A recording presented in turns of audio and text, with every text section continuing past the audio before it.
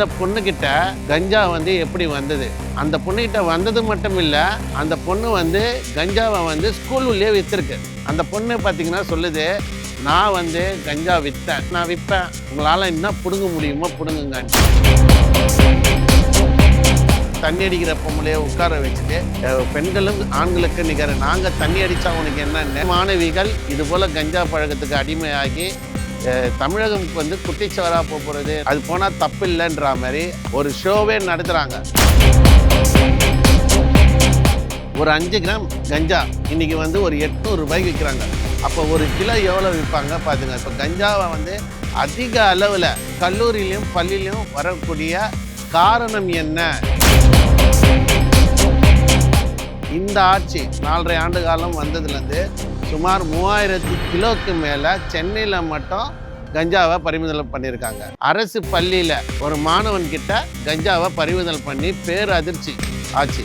ஆனால் அதுக்குள்ளேயே பார்த்தீங்கன்னா இப்போது திருப்பி கோயம்புத்தூரில் இந்த நிகழ்வு.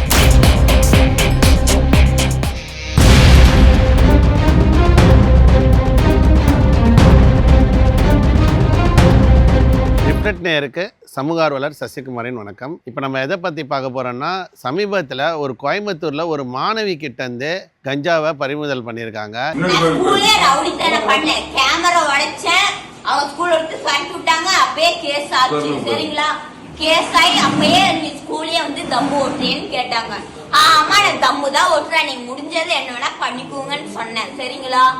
சரி பண்ணிட்டேன். அப்பயே ஸ்டேஷன்ல புடிச்சு தந்தாங்க, ஈரோடு ஸ்டேஷன்ல புடிச்சு தந்தாங்க. அப்பயே நான் உள்ள போயிட்டு வந்தேன். உள்ள போயிட்டு வந்தோடனே கம்முத்த ஒரு வாரம் இருந்தேன். சரிங்களா, ஒரு வாரம் இருந்ததுக்கு அப்புறம் தான் ஸ்டார்டிங் ஆரம்பிச்சேன். கல்லூரியில் படிக்கிற பசங்கிட்டே சரி, பள்ளியில் படிக்கிறக்கூடிய பசங்ககிட்டே சரி, சகஜமாக வந்து இப்போ கஞ்சான்றது பரவலாக ஒரு விஷக்கிருமி போல், ஒரு கேன்சர் போல் மாணவர்கள் மத்தியில் பெருமளவு பரவி இருக்கு. இது எப்படி பார்க்கணுன்னா, இந்த கவர்மெண்ட்டு சொல்கிறாங்க தமிழகம் தலை நிமிர்ந்தது அப்படின்னு சொல்கிறாங்க. ஆனால் திராவிட விதையான நம்ம சொல்லலாம், திராவிட பயிர் கூட சொல்லலாம். என்னென்னா இப்போ பார்த்தீங்கன்னா இந்த ஆட்சி 4.5 ஆண்டு காலம் வந்ததுலேருந்து சுமார் 3000 கிலோக்கு மேலே சென்னையில் மட்டும் கஞ்சாவை பறிமுதல் பண்ணியிருக்காங்க. அப்போ என்னடா பார்க்கணுன்னா, பரவலாக இப்போது ஏரியாவில் இருக்கக்கூடிய பசங்க கிட்ட பொதுவாக இருக்கும் கஞ்சா. நம்ம பார்க்க போனால் ஒரு ஏரியாவில் ஏதோ ஒரு தெருமுனையில் ஒரு 2 பசங்க அடிச்சிட்டு இருப்பாங்க. ஆனால் இப்போ பார்த்தீங்கன்னா பள்ளி கல்லூரிகளில் அதிகளவு கஞ்சா வந்து சேல்ஸ், அதாவது ப்ரொமோட் ஆகிருக்கு சொல்லலாம்.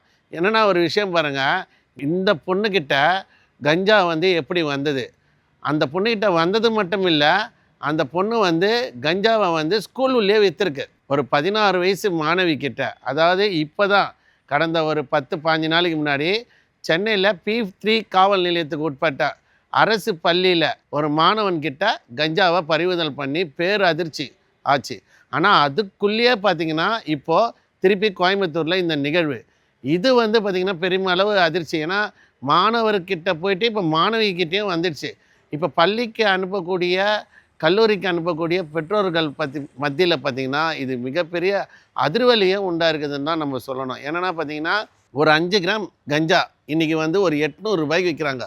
அப்போ ஒரு கிலோ எவ்வளோ விற்பாங்க பார்த்துங்க. இப்போ கஞ்சாவை வந்து அதிக அளவில் கல்லூரியிலையும் பள்ளியிலையும் வரக்கூடிய காரணம் என்ன, இதற்கு பின்னால் யார் இருக்கிறாங்க, இதுக்கு பின்னாடி எந்த அரசியல்வாதி இருக்கிறாங்கன்றத காவல்துறை இரும்பு கரம் கொண்டு அடக்க வேண்டும்ன்றது தான் மக்களுடைய கோரிக்கையாக இருக்குது. என்னென்னா பார்த்திங்கன்னா, முந்தையெல்லாம் வந்து இந்த மாணவிகள்லாம் இந்த அளவுக்கு பழக்கம் இருக்காத சூழ்நிலையில் இப்போது, அதாவது 90s கிட்ஸ் கீழே 2K கிட்ஸ் இந்த பசங்கிட்ட இப்போ வர்றது மூலம் 16 வயது உட்பட்ட மாணவிகள் கஞ்சாவை எடுக்கிறது மூலம் சில மாணவர்களால் சில மாணவிகள் பாலியல் ரீதியான துன்புறுத்திற்கு ஆக்குவாங்கன்ட்டு தான் நம்ம சொல்கிறோம். என்னென்னா தொடர்ந்து இது போல் சமூக விரோதிகளை இரும்பு கரம் கொண்டு அடங்கணுன்றதோட சமூக விரோத செயல்களை செய்யக்கூடிய நபர்கள் யார் என்று காவல்துறை, அது ஆளுங்கட்சியை சேர்ந்தவங்களாக இருந்தாலும் சரி, எதிர்கட்சியை சேர்ந்தவங்களாலும் சரி, இந்த மாதிரி கல்லூரியிலையும் பள்ளியிலையும் விற்கக்கூடிய நபர்களை இரும்பு கரம் கொண்டு அடக்கணுன்றது தான் பொதுமக்களுடைய கோரிக்கை, நம்மளுடைய கோரிக்கை. இப்போ பார்த்திங்கன்னா தொடர்ந்து இந்த கஞ்சா பார்த்திங்கன்னா தமிழகம் முழுவதும், சென்னையில் தான் ஒரு பெருமளவு இருந்தது. இப்போ கோயம்புத்தூர் அந்த பொண்ணு பார்த்திங்கன்னா சொல்லுது, நான் வந்து கஞ்சா விற்றேன், உங்களால் என்ன பிடுங்க முடியுமோ பிடுங்குங்கன்ட்டு அந்த காவல் நிலைய வாசலிலே அந்த காவல் நிலையத்துக்கு உள்ள ஒரு அதிகாரிக்கிட்ட ஆமாம் நான் தான் பண்ணேன், உங்களால் என்ன பண்ண முடியும், கேமராவை நான் தான் வச்சேன், கஞ்சா நான் தான் விற்றேன், அது விற்றீங்கல்ல, நீங்கள் வந்து சிறுவர் சீர்திருத்த பள்ளியில் சேர்த்தீங்க, 1 மாதம் நல்லா இருந்தேன், திருப்பி வந்தேன், என்னால் விட முடியல, திருப்பி வந்தால் விற்றேன், நான் விற்பேன் அப்படின்னு சொல்லுது. அப்போ என்னென்னா இந்த அளவுக்கு அந்த மாணவிக்கு எங்கேருந்து தைரியம் வந்தது, அந்த அளவுக்கு அந்த கஞ்சாவுக்கு அடிமையான அந்த மாணவி எதிர்காலத்தில் எப்படியாப்பட்ட சூழ்நிலையில் போய் நிற்பாங்க.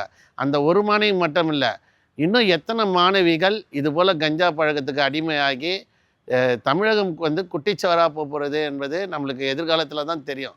இப்போது மாணவர்களும் இந்த பழக்கத்துக்கு உள்ளாகிறாங்கன்றப்போ பொதுவாகவே பார்த்திங்கன்னா இந்த கஞ்சாவை தடுக்க தமிழகத்தில் பெண்டிங்கில் இருக்க என்டிபிஎஸ் கேஸ் அனைத்தையும் முறையாக எஃப்ஐஆரை சாட்சிட்டு போட்டு நீதிமன்றத்தில் நிறுத்துவது மட்டும் இல்லை, இந்த கஞ்சாவை அடிக்கிறவங்கள மட்டும் பிடிக்காம இந்த கஞ்சாவுக்கு பின்னாடி இருக்க அந்த மாஃபியாவை பிடிக்கணுன்றது தான் நம்மளுடைய கோரிக்கை. இன்னொன்று பார்த்திங்கன்னா சமீப காலத்தில் ஆண்களுக்கு நிகராக பெண்களும் ஒயின் ஷாப்புக்குள்ளே போகலாம் அப்படின்னு ஒரு சில கும்பல் அது போனால் தப்பு இல்லைன்ற மாதிரி அதெல்லாம் வந்து ஒரு இன்ஸ்டாகிராம் ஃபேஸ்புக்கில் பெண்களும் ஆண்களுக்கு நிகர் நாங்கள் தண்ணி அடித்தா உனக்கு என்னன்னு ஒரு ஷோவே நடத்துகிறாங்க. ஒரு ஷோவே உட்கார வச்சு பெண்களை வந்து அந்த மாதிரி தண்ணி அடிக்கிற பொம்பளையே உட்கார வச்சுட்டு பெண்கள் தண்ணி அடித்தா என்ன தப்பு, உங்களுக்கு என்ன பிரச்சனை, நாங்கள் சரக்கு அடித்தா உங்களுக்கு என்ன பத்தாதா, உங்களுக்கு அது பற்றாக்குறையான்ட்டு கேட்குற மாதிரி ஷோவெல்லாம் நடத்தி பெண்களையும் குடிகாரனாக ஆக்கக்கூடிய சமூகமாக இந்த சமூகத்தை உள்ளாக்குறாங்க. இப்போ குடின்றது பார்த்திங்கன்னா குடியை கெடுக்கும் அப்படின்ட்டு சொல்கிறோம். அது ஆண்களுக்கும் சரி பெண்களுக்கும் சரி தான் சொல்கிறோம். ஆண்கள் மட்டும் குடிக்கணும், பெண்கள் குடிக்கூடாது என்பது விஷயத்துக்காக நம்ம போல் 2 பேருமே குடி என்பது கெடுக்கன்றதால தான் குடும்பத்தையே கெடுக்கும். அந்த குடும்பம் நடுரோட்டில் வரும். முதல்லாம் பார்த்திங்கன்னா ஒரு கணவன் குடிக்கிறப்போ அந்த குடும்பமே நடுத்தருக்கு வந்துடும். இப்போ மனைவியும் குடிக்க ஆரம்பித்தா அந்த குடும்பம் என்னாகும், எதிர்கால சங்கதியினர் எந்த அளவுக்கு போவாங்கன்றது வரக்கூடிய காலகட்டத்தில் தான் தெரியும். முன்னெல்லாம் பார்த்திங்கன்னா சிறுவர்கள் இந்த மாணவர்கள் மட்டுமே இந்த கஞ்சா போதைக்கு மட்டுமல்ல குடிப்பழக்கத்துக்கும் ஆளாகி கொண்டிருந்தார்கள். ஆனால் தற்போதைய நிலைமை என்ன பார்த்திங்கன்னா பள்ளி கல்லூரிகளில் மாணவிகள் அதிக அளவு இந்த கஞ்சா மற்றும் குடிபோதைகளுக்கு அடிமையாவது வாடிக்கையானது மாதிரி தொடர்ந்து நிகழ்வுகள் நடந்து கொண்டிருக்கிறது. அரசு வந்து முழு கவனத்தை பள்ளி கல்லூரிகள், ஏன்னா பெற்றோர்கள் முழுக்க கல்லூரிகள்லையும் பள்ளிகளையும் நம்பி தான் அனுப்புகிறாங்க, ஆசிரியர்கள் நம்பி. ஆனால் அந்த கஞ்சா போதிலேயே ஆசிரியர்களை போய் அடிக்கிறது அளவுக்கு மாணவிகளும் தயாராக இருக்கிறோம் என்று பெரும் அச்சுறுத்தலை ஏற்படும் வகையில் நடந்து கொள்கிறாங்க. அது மட்டும் இல்லை, பரவலாகவே பார்த்திங்கன்னா பள்ளி கல்லூரிகளில் சம்பந்தம் இல்லாத பள்ளிகளாக இருக்கட்டும் கல்லூரிகிட்ட சம்மந்தம் இல்லாமல் அந்த கல்லூரிக்கும் பள்ளிகளுக்கும் சம்மந்தம் இல்லாத ஆட்கள் கல்லூரிக்குள்ளே என்ன வேலை, பள்ளிகளுக்குள்ளே என்ன வேலை, இதை கண்டிப்பாக ஆய்வு செய்யணும். லோக்கலில் இருக்கக்கூடிய நபர்கள் மூலம் பழக்கமாவது ஒரு பள்ளிக்குள்ளே நானே பார்க்குறேன் ஒரு 15-20 பசங்க லோக்கலில் இருக்கிற பசங்க உள்ளே போகிறானுங்க. அந்த கல்லூரிக்குள்ளே அந்த மாணவர்களோட கஞ்சா பழக்கத்தை ஏற்படுத்துகிறது மட்டும் இல்லாமல் விற்கக்கூடிய நிலைமை இருக்குது. இப்போ நம்ம கல்லூரின்னா கூட பரவாயில்ல, பெரிய காலேஜ் நம்ம பார்க்க முடியாது, கல்லூரிக்குள்ளே யார் வராங்க யார் போகிறாங்க படிக்கிற பசங்களை அடையாளம் கண்டு கொள்ள முடியாது. ஆனால் பள்ளியில் இது போல் நடக்குது. பள்ளியில் பார்த்திங்கன்னா பக்கத்தில் இருக்கக்கூடிய இந்த சமூக விரோதி கூட்டத்தை சேர்ந்த நபர்கள் பள்ளியில் இட்டுன்னு போய் மாணவர்களை இந்த கஞ்சா பழக்கத்தும் சரி இந்த குடி மாத்திரை ஊசி சமீப காலமாக நம்ம இப்போ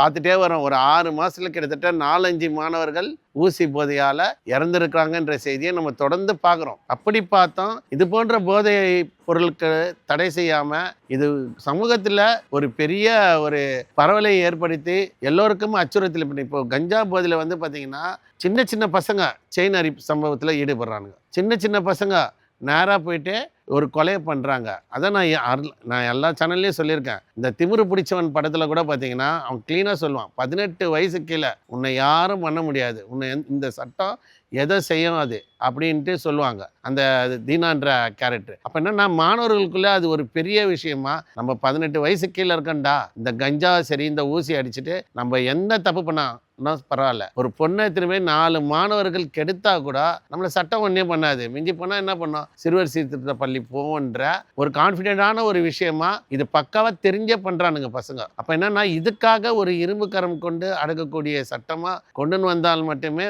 மாணவிகள் பாதுகாப்பு உறுதி செய்யப்படும். அது இல்லாமல் மாணவிகள் அது கல்லூரியாக இருக்கட்டும் பள்ளியாக இருக்கட்டும் அவர்களுடைய பாதுகாப்புக்கு வெளியாட்கள் பள்ளியிலும் சரி கல்லூரியிலும் உள்ளே வருவதை தடுக்க பள்ளி கல்லூரிகள் நிர்வாகம் வந்து பார்த்தீங்கன்னா இதை முழுமையாக கட்டுப்படுத்தணும். நிர்வாகத்துக்கு இதில் பொறுப்புன்றது தான் நம்ம சொல்லுவோம். பொதுவாக பார்த்தீங்கன்னா இப்போ ட்ரெண்டே பார்த்தீங்கன்னா பசங்க ஒரு நல்ல பையனாக இருந்தால் அவன் வந்து வாழைப்பழம் மாதிரி இருக்கான், தலையை பிச்சுக்கின்னு அந்த டை அடிச்சுட்டு காலில் செருப்பு போட்டு கீஞ்ச பேண்ட்டை போட்டுன்னு கையில் பேண்டை போட்டுக்கின்னு வரக்கூடிய பசங்க தான் டெரர் ஆகுறாங்க.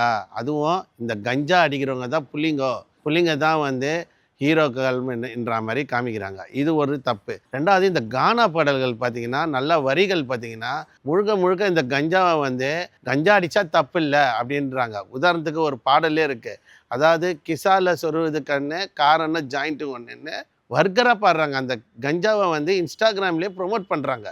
அந்த ஒரு ஜாயிண்ட் அடித்தவொடனே கண்ணு சொருவுதா அவர் கிசால் ஆகிட்டாரா அப்படி அந்த மாதிரி ஒரு பாடல்கள். அதேமாரி பட்டாக்கத்தியை வச்சுட்டு இந்த கஞ்சா போதில் கஞ்சா அடிச்சுட்டு பட்டாக்கத்தியில் யாரை வேணாலும் நாங்கள் வெட்டுவோன்றாங்க, யாரை வேணாலும் கொலை செய்வோம், நாங்கள் அஞ்ச மாட்டோம், 302 ஒன்று தான் 307 ஒன்று தான்றாங்க. அப்போ இது போல் பாடல்களை ஏன் காவல்துறை வந்து தடுத்து நிறுத்த மாட்டாங்க? இது வந்து சமூகத்துக்கு எதிரான ஒரு விஷயங்கள். இது போல் பாடல்கள் எழுதக்கூடிய கானா பாடல்களை கைது ஏன் செய்ய மாட்டுறாங்க?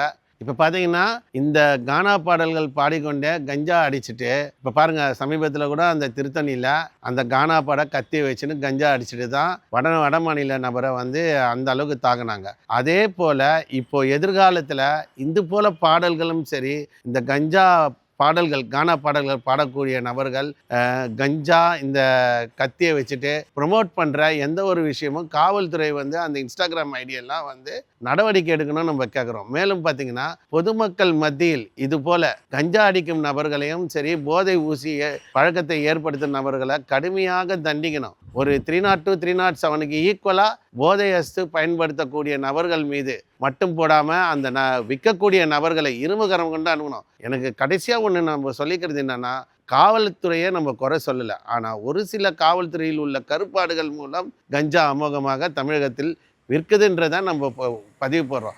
அதேமாரி ஒரு சில அரசியல்வாதிகள், நம்ம எல்லா அரசியல்வாதியும் சொல்ல, ஒரு சில அரசியல்வாதிகள் கஞ்சா விற்கக்கூடிய நபர்களுக்கு ஏதோ சம்மந்தி மாதிரி அவங்க வீட்டில் போயிட்டு அவங்க வீட்டில் எந்த ஒரு நிகழ்வு, கல்யாணம் இருந்தாலும் சரி, அது கர்மாந்திரம் இருந்தாலும் சரி, கல்யாணம்னா போய் தாலி எடுத்து கொடுக்குறாங்க, கர்மாந்திரம்னா போயிட்டு நேரடியாக அவங்க போய் ஃபோட்டோ எடுக்கிறாங்க, அதுவும் போலீஸ் பாதுகாப்போடு போயிட்டு. அப்போ வந்து சமூகத்தில் பொதுமக்கள் எப்படி பார்ப்பாங்கன்றது தான் வருத்தத்தோடு நம்ம இந்த இதுவை பதிவு பண்ணுறோம். இனி வரும் காலங்களில் பள்ளி கல்லூரிகளில் நம்ம திருப்பி சொல்கிறோம், மாணவிகளுக்கு முழுமையான பாதுகாப்பு இந்த அரசாங்கம் கண்டிப்பாக செய்யணும். இது போல் போதை அஸ்தி எடுத்துகிட்டு வரக்கூடிய மாணவர்கள் பின்னால் இருக்கக்கூடிய பெரும் சமூக விரோதிகளை இரும்பு கரம் கொண்டு அடக்கணும். எதிர்காலத்தில் இது போன்ற விஷயங்கள் தடுத்து நிறுத்தப்படணும்.